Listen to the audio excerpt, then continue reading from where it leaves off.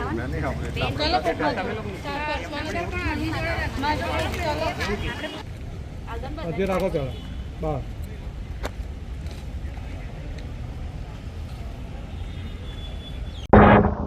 આપનો પરિચય ને આજે તમે ડીઓ કચેરી શા માટે આવ્યા છો? મારું નામ શિલ્પા શાહ છે, નડિયાદ નિવાસી. અમારા છોકરાઓ ETS સ્કૂલ રેલવે સ્ટેશન પાછળની શાખામાં ભણવા જાય છે અને છોકરાઓ જ્યારે નાનપણથી હતા ત્યારે છોકરો ત્યાં પગ મૂક્યું છે ભણવા માટે. એનો ત્યાં શિક્ષણ માટે અમે નહીં કહેતા કે શિક્ષણ સારું નથી, એનું શિક્ષણ બહુ સારું છે. લેકિન ગયા વર્ષથી અમે લોકોને મેનેજમેન્ટ તરફથી, પ્રશાસન તરફથી બહુ ફી માટે, આઈ કાર્ડ માટે, ડાયરીઓ માટે બહુ વધારે પૈસા લેવામાં આવે છે. એક્ટિવિટીને નામે અમારા લોકોને વધારે પૈસા વસૂલાત કરવામાં આવે છે. અમે પ્રશાસન જોડે અમારા કંઈ રજૂઆત હોય અમે પ્રશાસન જોડે મળવા નહીં દેતા. અમે ખોટી રજૂઆત કરીને અમે બહાનો મારીને અમે તમે ત્યાંથી જતા કરતા રહીએ છીએ. એ લોકો હવે અમે લોકો આજે ડીઓ સાહેબ જોડે આવ્યા છે અમારી રજૂઆત લઈને. એ બધા વાલીઓ અમારા જોડે છે. ડીઓ સાહેબ અમારી બધાની જે વાર્તા હતી બહુ શાંતિથી સાંભળી છે. એ અત્યારે અમે લોકોને સંતોષજનક જવાબ આપ્યું છે કે હું તમારે જે મેનેજમેન્ટ છે ETS સ્કૂલનું એમને જોડે હું તમારું અત્યારે મિટિંગ કરાવી આપું છું. તમારા લોકોનો જે પણ પ્રશ્ન હોય તમે એમને સામે રજૂઆત કરો, એ નિકાલ ના થાય તો હું તમારો નિકાલ કરું આપું છું. હવે અત્યારે ETS સ્કૂલના તરફથી સ્કૂલની ફીમાં જે દર વર્ષે વધારો થાય છે એના કરતાં વધારે એનો ફીસમાં વધારો થયો છે. જે મુદ્દાની માંગણી અમારે અત્યારે આ છે કે ભાઈ એ લોકો ડાયરીના નામે, આઈ કાર્ડના નામે અમારા જોડે 1500 રૂપિયા લે છે.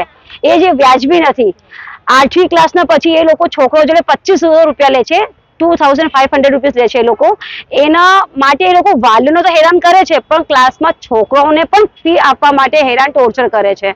2-4-15 દિવસથી એવું થઈ ગયું છે કે છોકરાઓ પણ હેરાન થઈ ગયા છે. હવે એવું કહે છે કે મમ્મા તમે લોકો કશું કરો, અમે લોકોને સ્કૂલ જવું નથી હવે. અને ગયા વર્ષે આટલા વર્ષથી છોકરાઓ 12 થી 5 ધોરણમાં સ્કૂલ આવતા હતા. એકાએક એ લોકો અમે ખાલી એક નોટિસ આપ્યું કે ભાઈ તમારો સ્કૂલનો ટાઈમ 7 થી 1 નો થઈ ગયું છે. અમે તમારા છોકરાઓને 1 કલાક ભણાવીએ છીએ પર સબ્જેક્ટને. અમે 1 કલાક નહીં માંગતા.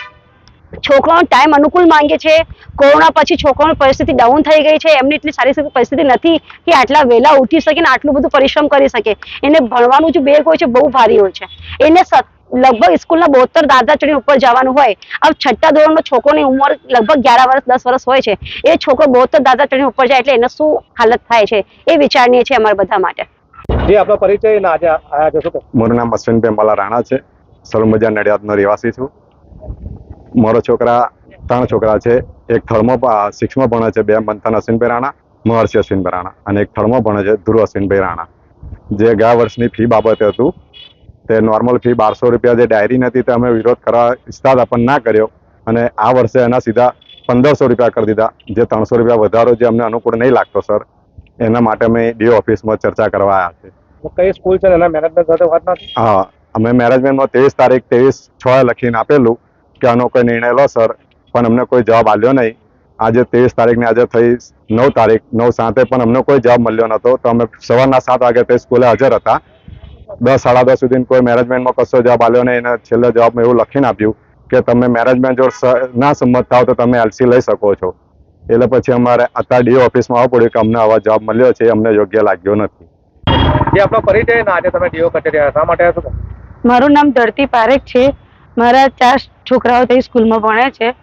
ફી ડાયરીનો વધારા માટે અમે કીધું હતું સરને 26 તારીખે કે જે અતિશય વધારો છે. ગઈ સાલ 1200 હતા, આ સાલ 1490 છે. અને ફી બી વધારાનો દર વર્ષે વધારો કરે છે, જે અમને વાલીઓ સહમત નથી. કારણ કે અમુક વાલીઓની પરિસ્થિતિ બી નથી કે વધારો આટલો બધો દર વર્ષે આપી શકે. અમે અમારા છોકરાઓનું સારું ભવિષ્ય ઈચ્છે છે એટલે આ સ્કૂલ પસંદ કરી છે. અમે ટીચિંગ બાબતે કોઈ પ્રશ્ન નથી. અમને જે મનમાની ફી વધારો છે, ડાયરી વધારો છે, પૈસા એ બાબતે અમે માંગણી કરી હતી ઘટાડો કે તમને પોસાય અને અમે પેરેન્ટ્સને બી પોસાય, પણ કોઈ જવાબ આલતા નથી. તમને પોસાય તો તમે સ્કૂલ રાખો ને કે બીજી સ્કૂલ અધર સ્કૂલ પસંદ કરી શકો છો, LC લઈને જઈ શકો છો, એવું જવાબમાં મળ્યું છે અમને આજે. ઓનલાઈન પેમેન્ટની શું વાત? ઓનલાઈન પેમેન્ટનું કીધું તો ઓનલાઈન પેમેન્ટની ચોખ્ખી ના પાડી દીધી છે કે ચેક કે ઓનલાઈન પેમેન્ટ કંઈ બી સ્વીકારવામાં આવશે ને, ઓનલી કેશ સ્વીકારવામાં આવશે. અને 3 મહિનાનો ઇન્સ્ટોલમેન્ટ કીધો તો મંથલી કરી આલ્યો છે, પણ અમે ફી વધારો બહુ કર્યો છે, જે દર વર્ષે સતત વધારો થાય છે. નડિયાદની ETS સ્કૂલ છે એના વાલીઓ સ્કૂલ સાથેના પડતર પ્રશ્નોને લઈ અને થોડી રજૂઆત કરી છે. જેમ કે ફીનો મુદ્દો પણ છે, વધુ ફીસ બાબતનો મુદ્દો છે, ડાયરી અને આઈ કાર્ડના જે પૈસા લેવામાં આવે છે એના માટેનો પણ એક મુદ્દો છે. શાળા સમયનો વિષય છે. સ્ટાફને અનુલક્ષીને પણ થોડા નાના મોટા ઇસ્યુ હતા એમના, અને ખાસ કરીને મેનેજમેન્ટ સાથે પણ એમને મિટિંગનું આયોજન કરવું છે, જે થઈ શકેલ નથી. આવા અલગ અલગ વિષયોને લઈને આજે એમને રજૂઆત કરેલી છે. આ અનુસંધાને શાળા સંચાલક મંડળને આજે તાત્કાલિક ઓફિસ ખાતે ઉપસ્થિત રહી અને એની સ્પષ્ટતા કરવા માટે જણાવેલું છે. સાથે સાથે તપાસ અધિકારીઓને તપાસ સોંપી અને એનો વિગતે અહેવાલ મંગાવવામાં આવશે. સાહેબ, ઓનલાઈન પૈસા ફી નથી દેતા હતા, ચેક કે નથી, એના માટે ના, બિલકુલ એ લેવી જોઈએ, સૂચના આપવામાં આવશે અને શાળા મંડળ કયા કારણથી આ કરવામાં આવ્યું છે એનો પણ ખુલાસો એમને તાકીદ કરીને નોટિસથી પૂછવામાં આવશે.